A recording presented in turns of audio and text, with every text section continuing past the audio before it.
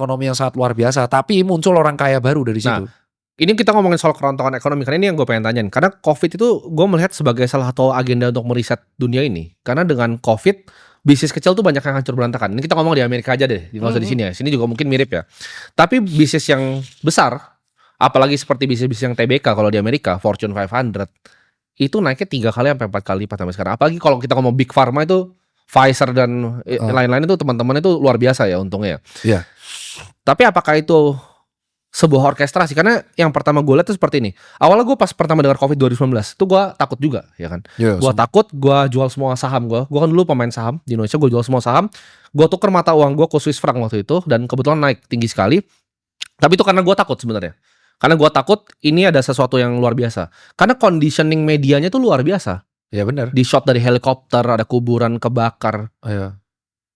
Pertanyaan kayak gue, itu lu kan sebagai dokter kan, pasti banyak teman-teman dokter. Itu beneran ada nggak sih tempatnya? Atau itu waktu itu, karena nggak pernah ketemu lagi loh gue. Sekarang gue coba cari kemarin sebelum podcast ini, gue coba cari di YouTube dan coba di source lain di luar YouTube, di Rumble, di berbagai macam web sampai di dark web itu gue nggak ketemu lagi yang ditayangin di TV, yang shot dari helikopter terus kuburannya kebakar dengan api semua itu nggak pernah. Oh kalau itu aku nggak tahu, kalau yang itu aku udah nggak tahu. Tapi gue lihat dengan mata kepala gue sendiri di TV itu waktu itu shotnya tuh. Kalau orang takut. Kalau kuburan massal yang di Indonesia tuh yang wafat karena COVID itu jelas real. Itu real ya. Real, yang wafat karena COVID itu real. Jadi ini bisa diterangin kan.